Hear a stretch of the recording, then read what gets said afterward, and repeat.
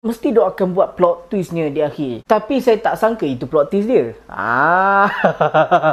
Zootopia 2 adalah sebuah filem animasi terbaru daripada Disney dan akhirnya kau keluar juga. Saya tak sangka filem pertama dia keluar pada tahun 2016. Mat, tu dah 10 tahun dah keluar dah kalau nak dikira kan. Tak terasa lah 10 tahun tu. Dan macam mana dengan sequel filem ni? Bagi saya sangat suka dengan sequel kali ni. Sebab sekarang ni ada banyak sequel filem-filem yang dah lama tak ada sambungan tau. Tapi bila diorang buat balik, jahanam. Contoh yang saya boleh bagi macam Incredibles 2, Moana 2. Itu adalah contoh-contoh sequel yang filem pertama diorang sangat-sangat meletup, sangat-sangat hebat. Sequel dia hancur. Saya teruslah bagi rating filem ni sebanyak 9/10 bintang. Memang layak. Okey, kenapa saya suka sangat-sangat dengan filem yang kali ni adalah sebab kembalinya dua ekor dua ekor binatang ni kan, yang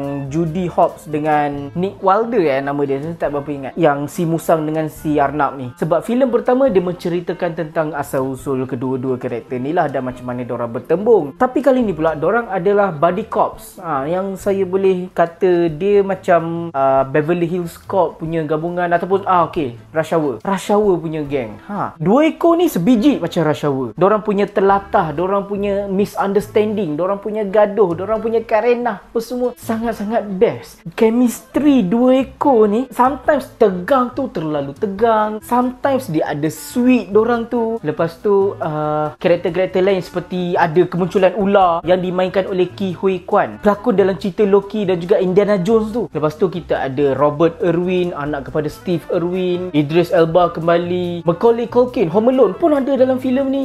Ramailah kemunculan. Shakira pun datang balik.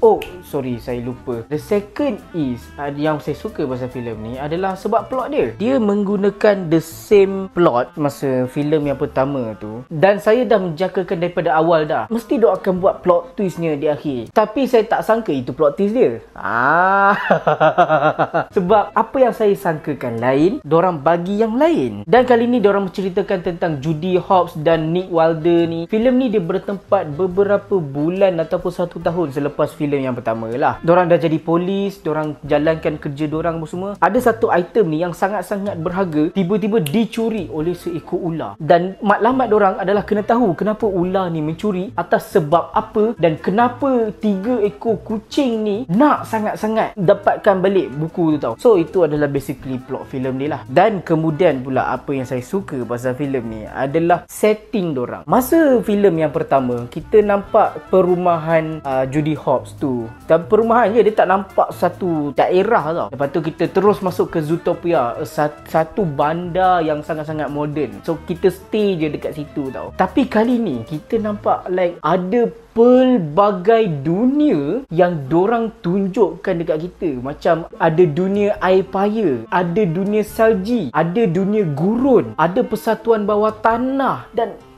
kali ni dengan dia punya animation, effect, detail, saya sangat-sangat faham kenapa filem ni dia dapat 90% dalam Rotten Tomatoes. Dan yang saya paling respect adalah kali ni Disney dorang tak ada LGBT. So itulah dia saya punya review untuk filem Zootopia 2. Korang boleh bawa sesiapa saja yang korang nak pergi tengok cerita ni, dan saya syorkan dekat korang untuk tengok dekat IMAX lah.